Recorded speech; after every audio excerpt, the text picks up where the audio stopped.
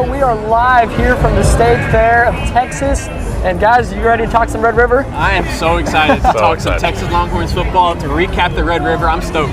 All right, so I'm joined Josh Ortega, John Phillips, Wyatt Schott, and Oscar Chavez. And we're going to get right into it. Texas gets a win, 23-6 over OU in the Red River rivalry. It's not showdown anymore, it's rivalry. You can get that tongue twister, but I still miss shootout, honestly. Yeah, they took Red River shootout from us. As far as I'm concerned, it'll always be the Red River shootout, but it's not up to me. Yeah, so it was a really interesting game. Texas came in favored. We thought maybe whether or not that's the right decision. Wyatt, I'll let you start us off. What did you see from that game? Yeah, well, first leading into the game, it was just all kinds of craziness. You had the John Mateer injury. Is he going to play? Is he not going to play? The line moved from Texas favored by 5.5 all the way down to 1.5. Then it went to Oklahoma favored by 1.5, and on game day it swung back to Texas. So no one knew who was going to play this game. No one knew what to expect in this game, especially the way Texas got manhandled on the line of scrimmage against Florida the week prior. Oklahoma has 3 first-round graded guys on the defensive line, and David Stone, Jaden Jackson, and R. Mason Thomas. It was going to be a test for this Longhorns group, but they handled it well. To get out, to start as poorly as they did, and then to respond it told me everything I need to know about this Texas team. I questioned if they had real fight and real grit, some of the toughness and nastiness that some of the past Texas teams have had under Steve Sarkisian. I didn't think they had it after they got whooped in Gainesville by Florida. They proved to me that this team is still capable of winning an SEC championship and making some noise in the playoff if they can make a run.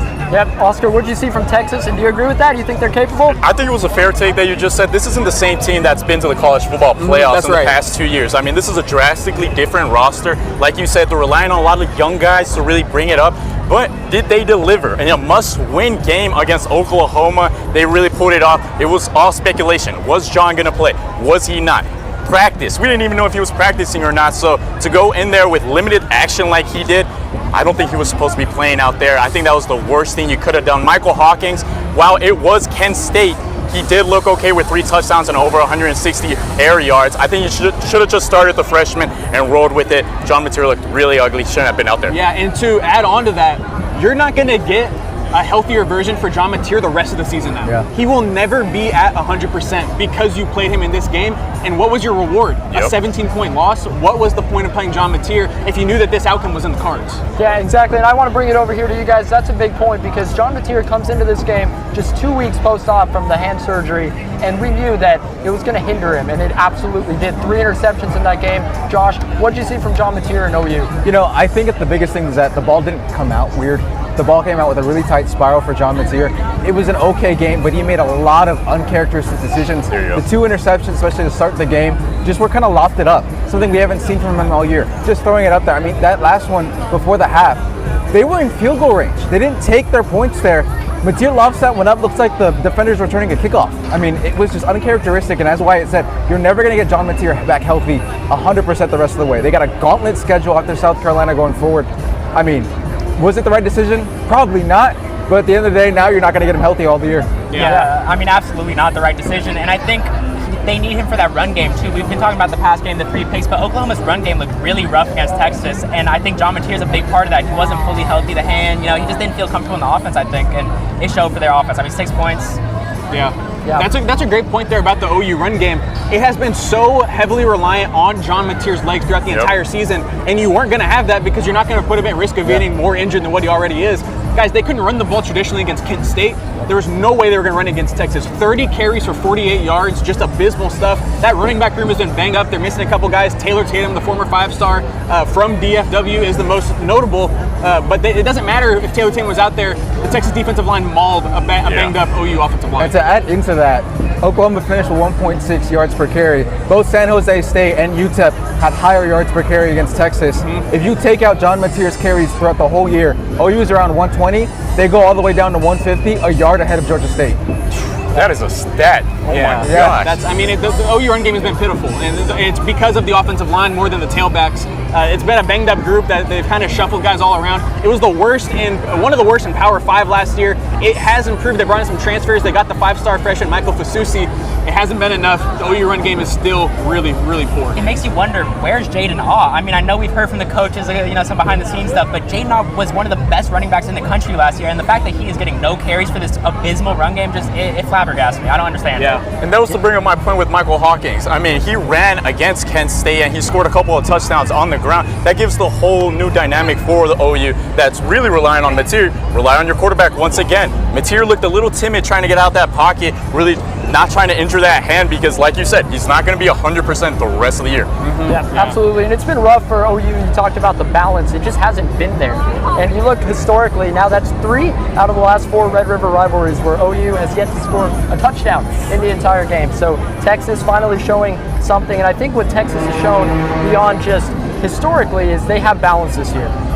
We didn't see it for a lot of the year, but finally, with Travion Wisner, Arch Manning really played solid. Wyatt, what did you see from them? Yeah, Texas has done this throughout the entire year. They've tried to find their identity. Against Ohio State, they were under center doing drop back play action stuff. Arch Manning wasn't seeing the field goal. Matt Patricia threw a million different things at him defensively and confused a young quarterback with a brand new receiving core and a young offensive line. It was a disaster. Then you go into the UTEP game and the San Jose State game and you want to air it out a little bit more. Arch just kind of rattled, doesn't look good. Then he finally settles in against Sam Houston, okay? A very inferior opponent, might be the worst team in all.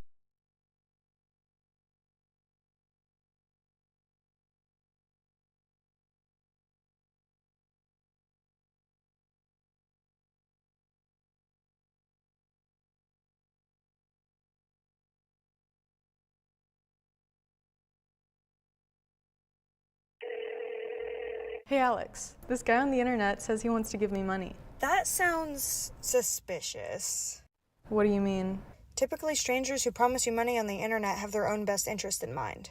They often use bounced checks, which will disappear shortly after depositing, but not before they've asked for some money in return.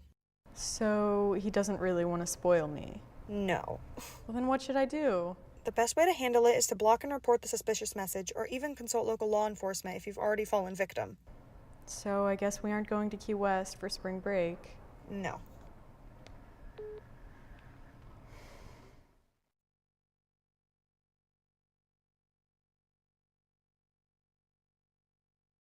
There's no harm in wanting to have fun while in college, but it's easy to lose track of how much you've had. Apps like Drink Control and Alkadroid can help keep track of your consumption and blood alcohol levels. If you or someone else does drink too much, the signs of alcohol poisoning are as follows: pale skin, vomiting, confusion, low body temperatures, irregular breathing, blacking out, and is hard to wake up or cannot be woken up. Dude, are you okay? Hey, what's wrong? Wake up. It's an exciting time of year, but it's important to be responsible. If you suspect someone is suffering from alcohol poisoning, get help immediately. You will not get in trouble for seeking help if you are underage. For more info and resources, go to UNT's Division of Student Affairs. Looking to open a free checking or savings account but don't know where to start? Check out DatQ Credit Union right here on campus. Get your Mean Green debit card instantly or apply for a DatQ Visa credit card today. Your school, your card. Plus, make deposits at their 24/7 ATM, checks or cash whenever you need it. Make sure to sign up for DatQ's online banking platform and mobile app for easy access anytime, anywhere. Visit them at www.datq.org to learn more. DatQ, the official financial institution of UNT Athletics.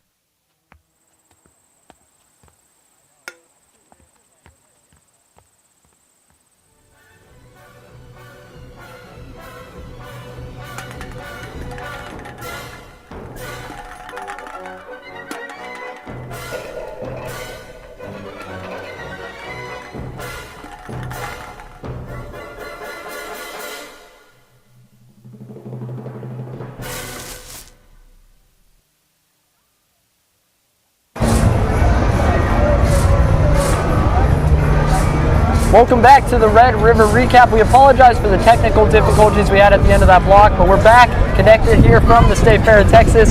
So guys, we were talking about before we left the Texas offense finally getting some rhythm going. Arch Manning not having to do it all. Travion Wisner really solid on the ground. Wyatt, you made some great points there. I want to bring it back over here. And John, how are you feeling about the Texas balance in this offensive attack? Definitely feeling a lot better about the offense with Wisner back. I mean, he was a needed piece of the offense. Arch Manning could not do it without him. Even though I will say Arch Manning, his best game of the season, but I'm not fully sold on him yet. I still need to see more against the teams like Vanderbilt coming up, against the teams like Georgia. I need to see more from him against them. But the balance of the offense, I have no worries about that going forward. I say the same thing. Look, you're going to get CJ Baxter back as well later in the season. I think with Arch, this was his best game so far this season. Maybe it sets the bar, but I definitely think you need to get higher going forward with the schedule you have. Yeah, Texas has scaled up throughout the majority of the season. That's what I've been impressed about the most. like I said before the break, 11 yards was the longest rush going into the season. You blew that away on multiple occasions with Quintravion Wisner, and it wasn't pretty to start off. Texas on the first 2 drives had 3rd and 24 and 3rd and 19 to end their drives. Their average third down distance was over 20 yards, but it didn't matter. Sark stuck with the run. He said, "Hey, we're gonna develop this thing. We're not gonna give up on it and leave our quarterback out to dry." And I commend him for that, because that's not an easy decision whenever you're running the ball for like negative yards per carry. They stuck with it. The offensive line started to lean on that OU defensive front, and I think that this is a recipe they can duplicate going forward, barring injuries. That's a big deal. CJ Baxter has been out. He's recovering from a complete knee injury. ACL, PCL, meniscus, all of it got tore last year. He's coming back from that still. Quintravion Wisner's been dinged up throughout the season. We'll see with Texas. I think that, and Jared Gibson just transferred out of the program yesterday, one of the rotational running backs. It's going to be heavily on Christian Clark, heavily on James Simon. Ryan Niblett might get some touches. The freshman Michael Terry might get involved as well. The Texas running game needs to continue to be established in order for Texas to have a successful season and ease a young quarterback into his role. And I don't think it's much of a surprise or a hot take that you need a run game to win football games. And with a young quarterback like Arch Manning, this is a guy that's still in his developmental process. You know, he's still reading the field a little slower than these elite quarterbacks will. Once you have a running back like Weiser, like Baxter coming back and providing that rushing in that first quarter, in that second quarter, that leads to the passing game being open in further games in the fourth quarter, or even against A&M, against Georgia, where it's going to be reliant on some passes from Arch Manning. And I believe Weissner is going to be stuck. Did this game sell me on Arch? No, it did not. It did not really sell me in the slightest, but he did show major improvements. We saw the slot, his arm slot got a lot better. He's not relying on his side arm release like an 8th grader. He's looking like an SEC quarterback, but ultimately, is he going to be able to fully put it together for that offense moving forward? I have my questions, but he's rolling. Yeah, and you've seen it flash. You've seen it pop. Like, you've seen in spurts him look like a high-level quarterback, and you understand why he's gotten this praise. And then there's other moments where you're sitting there scratching your head saying, why is he throwing that into that window? What was he thinking? And that's going to come with being a young quarterback. Yes, he's in his 3rd year, but this is his, 7th start that he's ever had. It's going to take some time. It's not always going to be pretty. There's going to be growing pains and baby steps along the way, but I like the improvement that I've seen from Arch Manning, and I like the trust that he's built with his offensive line and his offense in general. The receivers also a young group. Your most senior guy is probably Ryan Wingo, and he's a true sophomore. So you have to stick with these guys. I think they've done a much better job gelling as the season's gone along, but they can't afford any hiccups along the way, because another loss knocks you out of the college football playoff race. Exactly, and I think that's a great point. Arch Manning is a quarterback where he was hailed as the Heisman, the #1 pick before the season even started. And for him, this is his first full year as a starter, and I think these growing pains, they're to be expected for a young quarterback.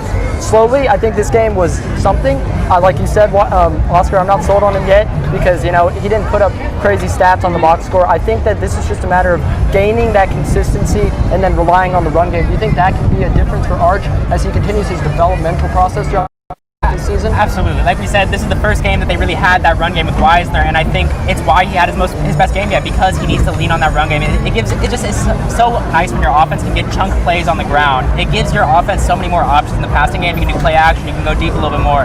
It just gives you a lot more options as the quarterback, and I think for a young quarterback, what you want is more options you can choose between. And I think, Arch Manning's best game was this game, and we're going to continue to see that if the run game keeps up. I would say the biggest thing too is that now that you have that run game established more, he doesn't have to play hero ball. That's been the biggest thing that has hurt him all year, is that he's felt he's had to do everything. You've heard Sark talk to him and say, hey, look, you don't have to do everything. Lean on your guys. Lean on Parker Livingston. Lean on the run game. Lean on the short, quick passes. That's what it is, and I think we're seeing that kind of gel together finally after all of these games midway through the season. Yeah, it's going to be interesting to watch both of these teams going forward, but now we're going to take a quick break, and then when we come back, we're going to talk to our sports reporter, Jordan Lindsay, live from the Cotton Bowl. What's up? Nothing much. I'm really bored. I feel like there's nothing to do. Are you kidding? The MRTS picture show is happening.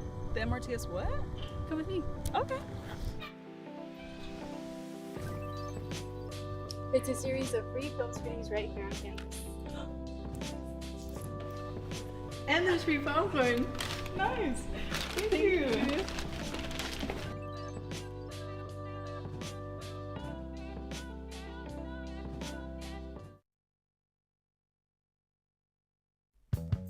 Are you looking for a fun club with travel opportunities? Dive into the UNT Swim Club.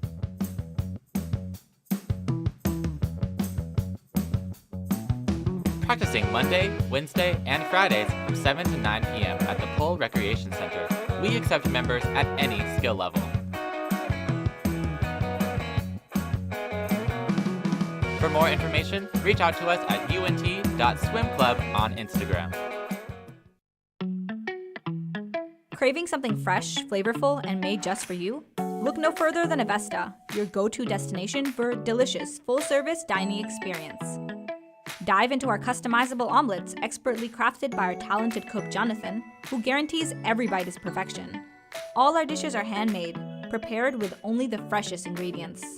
Explore our assembly line where you can choose from any of our globally inspired dishes, or customize your plate. It's that easy. And let's not forget dessert. Indulge your sweet tooth with treats from Clark Bakery. With convenient payment methods including card or flex, it's the perfect dining spot for any occasion. Quench your thirst with our wide selection of drinks. Just hand your drinking card to our friendly waiter, and they'll bring your beverage of choice right to your table. When you're done savoring every last bite, our attentive staff will whisk away your tray. Enjoy the peaceful ambiance as you dine in, or use our takeout option for a meal on the go. Avesta.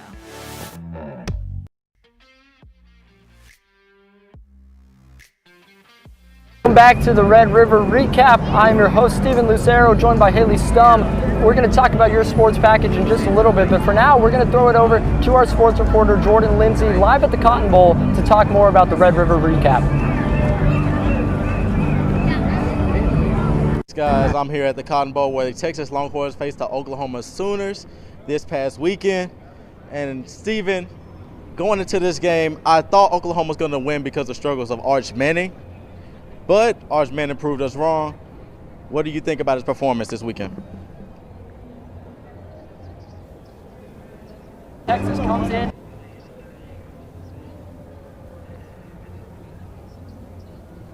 Really struggled in his return, and Texas was really able to take advantage of that. Jordan, what did you see from OU? OU, I just saw struggles, especially with John Mateer's injury. They just had a hard time adjusting throughout the game, and we gave Texas an advantage, and we saw 23-6 at the end of the game.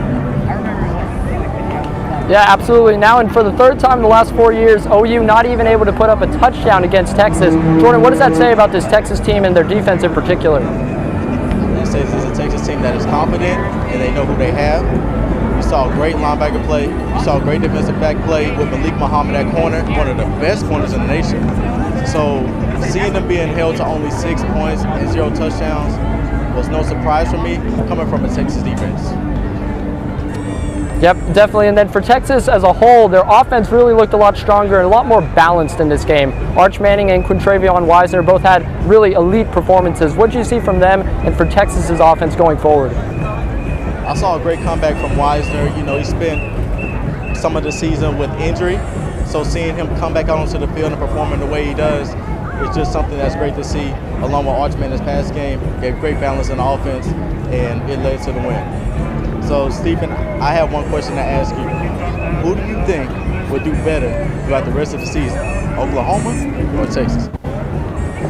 Man, it's tough. I've gone back and forth on this one because OU really looked like the stronger team going into this game, but what we saw from John Mateer was very troubling to me. I think that injury was not fully healed, and unfortunately I don't think it's going to be the same, that thumb and that hand, for the rest of the year. What Texas was able to do really shows some progress, some development, and their way to win without just Arch Manning airing the ball out, but getting some balance on the running attack. So it's going to be close. These are going to be two competitive SEC opponents going down the stretch, but I think Texas got to give them the slight edge going forward. Do you think that going forward, Arch Manning can improve and become better of a quarterback than what he was in the beginning of the season? I think he can. We discussed it in our block, and it's like this is a quarterback that came in, hailed the Heisman, hailed the #1 pick before the season even started, but this is his first full year as a starter. It's going to take time. There's going to be some growing pains, and if Texas can continue to find balance, rely on guys like Quintravion Wisner, like Baxter if he's able to return from his injury, really balance out the offense, I think that can help Arch Manning in his development. I don't think this is his last year at Texas. I think he'll be back next season, and I think they can do even more with then.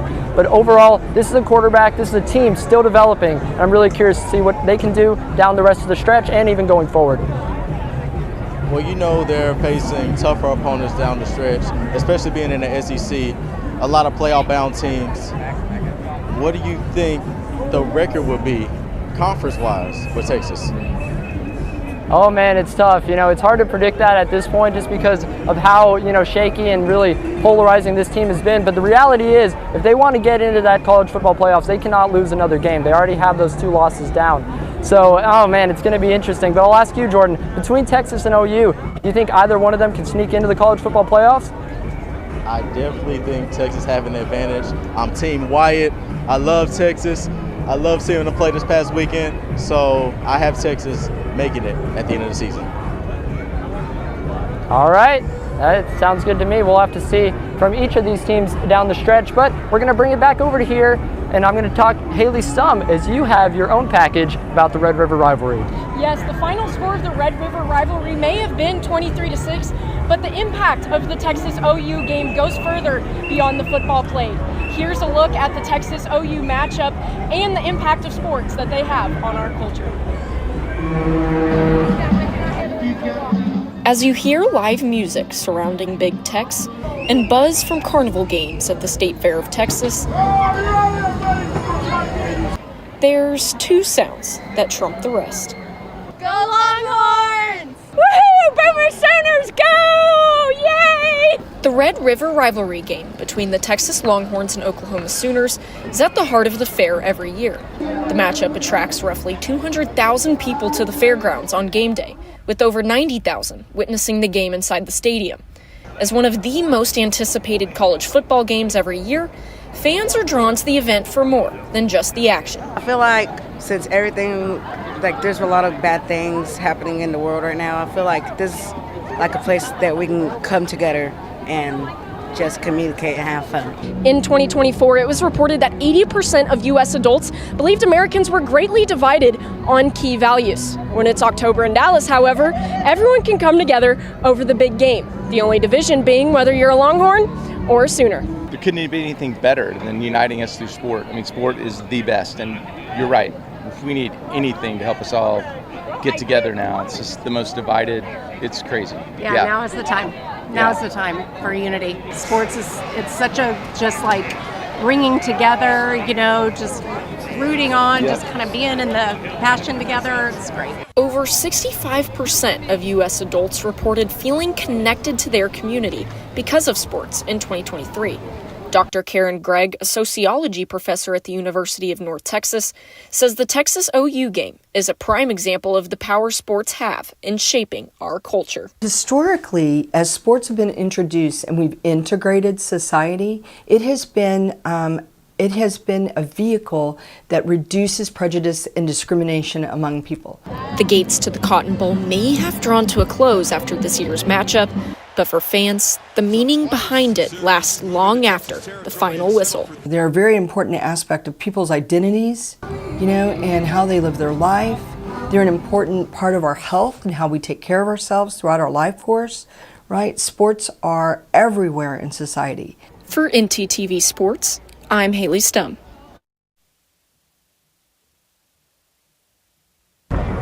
I had the pleasure of talking to a lot of fans about what this game meant to them, and it's safe to say there's not a shortage on passion here at the State Fair, Stephen. Yep, absolutely. That was really some great reporting there. And now we're going to take it back and talk about some of the other sports going on here at the State Fair. State Fair Classic and State Fair Classico coming up right after this break.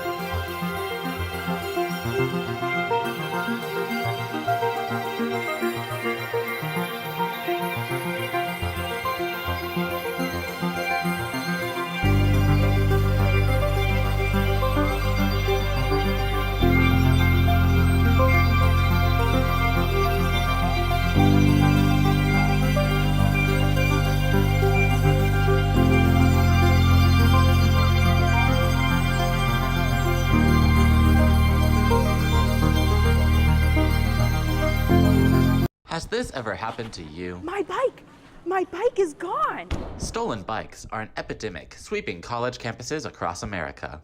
What am I supposed to do? It's quite simple.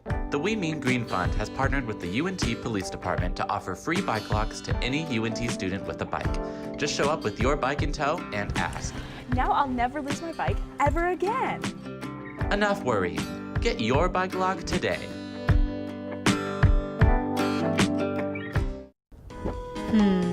I wonder what's on the radio today. I don't know about this. This is not it. Everything alternative, commercial free. 88.1 Indie. Here at KNTU, we have two traditional stations, 88.1 Indie and KNTU Jazz. We've also recently launched an internet radio station called Mean Green Hits. If you want to hear more, you can check us out at MediaNorthTexas.com. That was pretty good.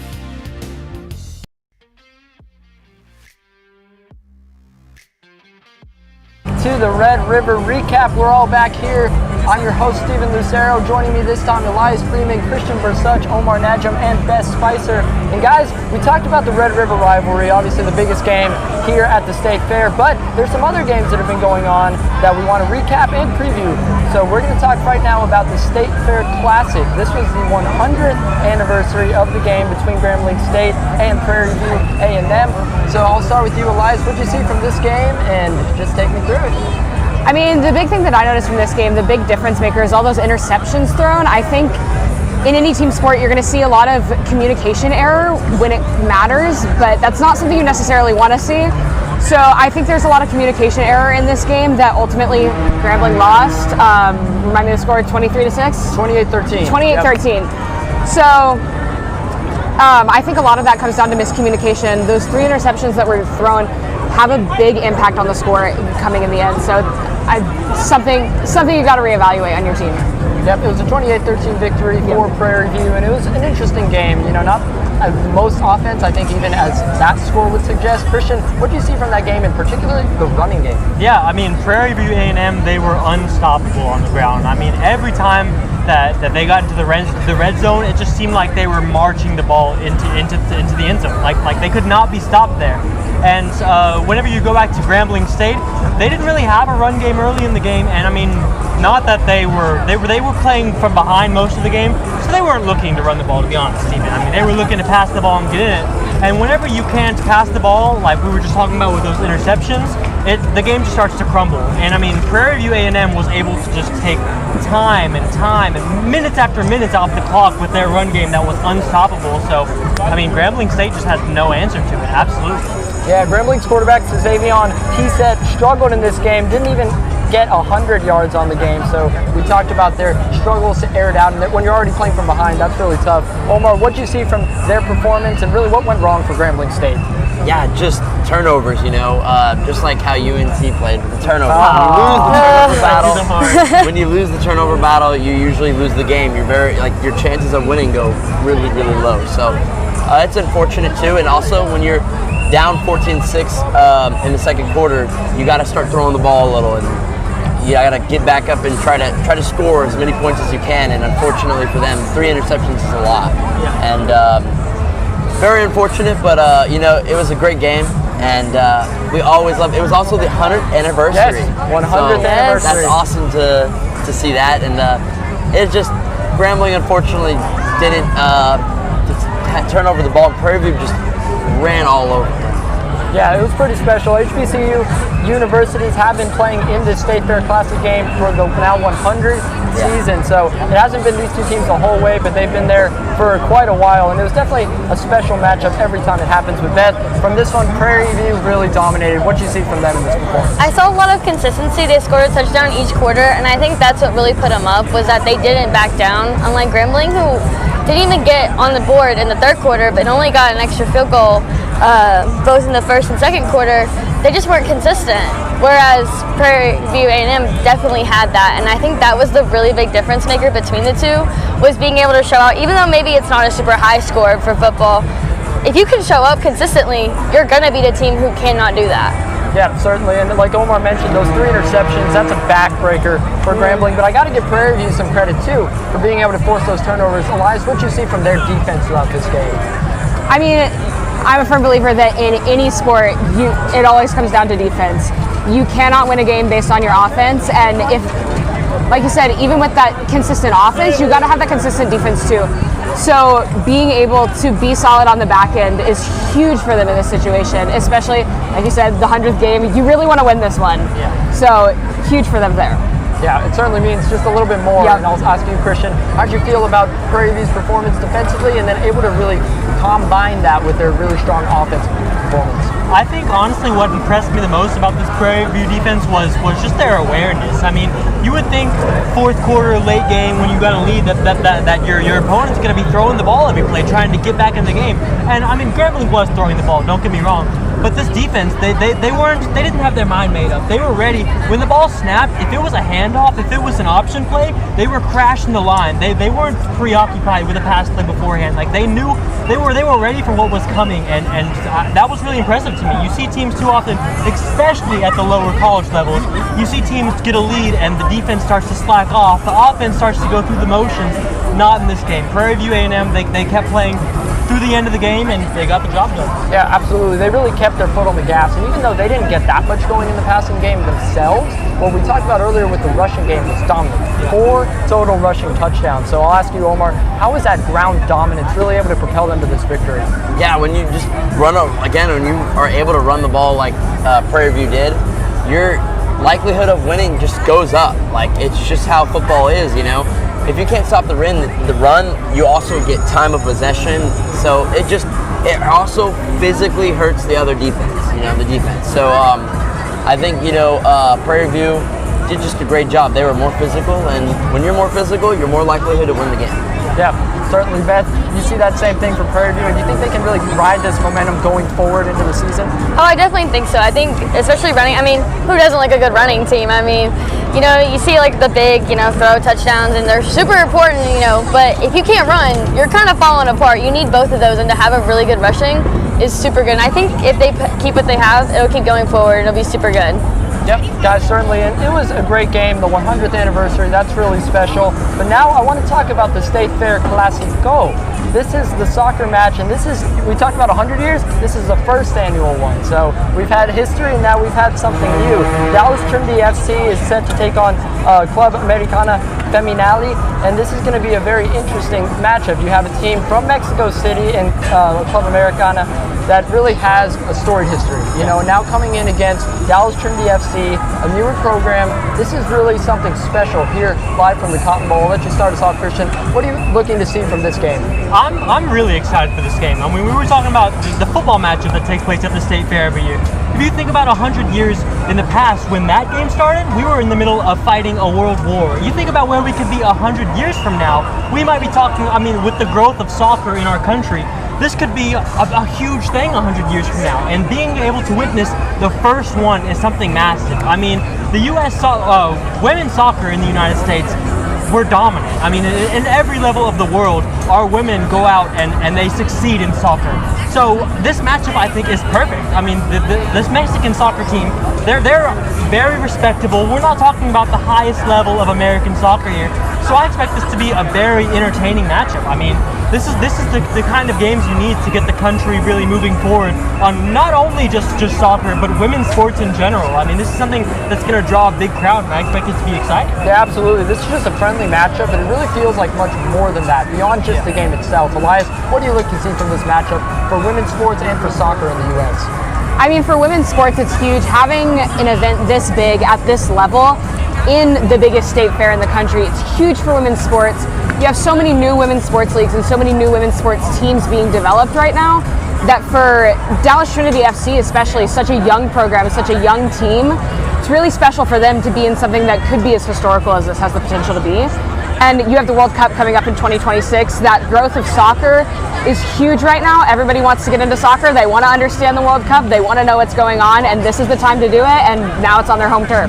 Yeah, absolutely. That's a huge point. With the World Cup coming to Dallas in 2026, one of the big-time host cities. Guys, this is a game, not just for this, but for soccer, for growth of women's sports in the U.S. Beth, what are you looking to see from this game as really a whole? I'm really looking to see just a lot of people get excited about women's soccer. I mean, like, we're starting a new era in the women's national team, especially, you know, recently Kristen Press announced her retirement from Angel City FC, and so I think it begins a new era, and I think it also, going to Dallas Trinity FC, I think it also allows them to try some new stuff with their own season, going 3-1-3 in their season right now, starting off with 3-0 lead. They were doing really well, but despite that, they're not really heavy on goal scoring. They haven't scored more than 2 goals in the game, and that highest one was against Spokane FC, who they recently just lost to 0-2. So I think this allows them to try new things and to, I guess, especially against Club America, to try new things that they haven't done in the past to get the season going, because they still have a long road to go. And I'm really excited to see people get excited about women's soccer, because it is exciting, and I just want people to be excited about soccer. Why not? Yeah, I think that's a great point for Dallas Trinity. Their season's just underway. There's a lot more room to go. But this, I think, is really something that they can take as more than just a friendly, really something to take momentum going forward. And then, Omar, I wanted to ask you, we talked about the FIFA World Cup coming to North America in 2026. Dallas will be one of the host locations with 9 matches being played over in Arlington at AT&T Stadium. And then the broadcast for the entire world will be located right here in Dallas. What does this mean for the state of Texas, city of Dallas, and really just as a whole looking at soccer coming here to Texas? Yeah, it's exciting. I mean, it's going to be really cool to have soccer grow in America, and specifically the state of Texas. I think it's also really cool that this game is going to be played here. It's going to be a new tradition, I feel like. They also, if you have a ticket to the state fair, you get a free entry to the game. Yeah. So just imagine how much they're promoting for that. And again, for soccer, for the FIFA World Cup, I think that'll just be, it'll bring people to want to come to Texas in Dallas and just enjoy soccer. Yeah, absolutely. It's going to be exciting, and there's really an exciting future for both of these games, both football and football, if you will, in soccer in America. But now we're going to take it over to some different games, and we're going to send it to our reporter, Tina Orozco, to talk about the carnival games right here at the State Fair of Texas.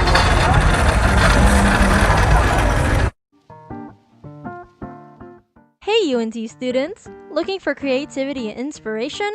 The UNT Union Gallery invites you to experience artwork at the art exhibit from your own talented Eagle artists.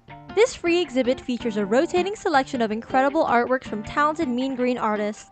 Don't miss your chance to experience creativity up close. Stop by anytime during union hours. Want to hear more from the artist yourself? Join us at the Ask and Eat reception, where you can dive deeper into the creative process and enjoy a good conversation over a bite to eat. Don't miss the latest exhibit at the UNT Union. Immerse yourself in the art, and be sure to explore the many other exciting exhibits rotating in throughout the semester. I'm so tired. I feel ugly. I'm not okay. I didn't know UNT had counseling services. Maybe I should check it out.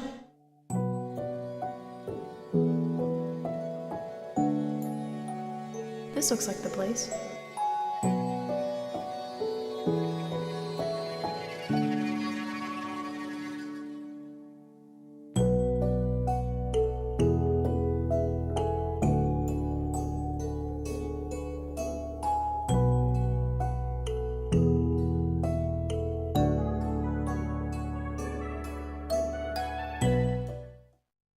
All right, look up here. 1, 2, 3. Mom, Dad, I got it.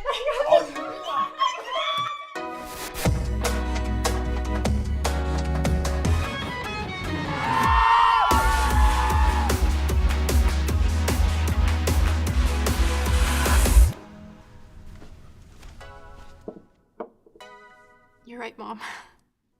I have.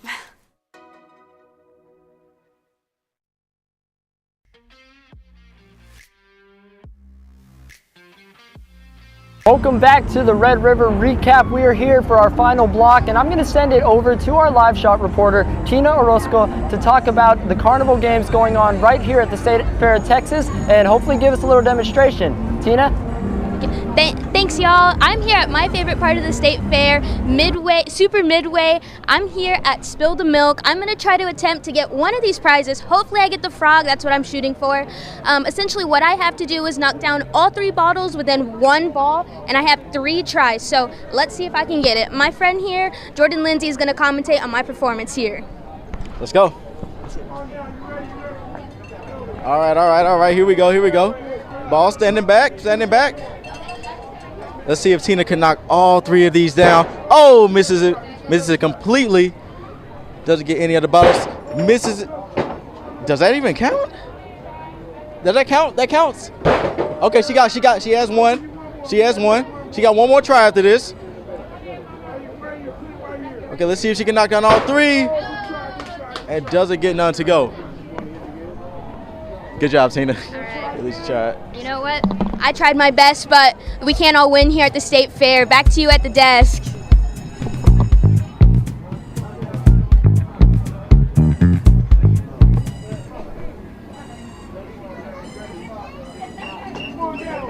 On those carnival games, lots of fun there. But guys, thank you all for watching our special Red River recap show. This is our first annual show, definitely something we hope to do again in the future. But for all of us here at NTTV, thank you guys for watching us live from the State Fair. Make sure to stay tuned for NTTV Nightly News coming up tonight, once again live here at the State Fair of Texas. Thank you all.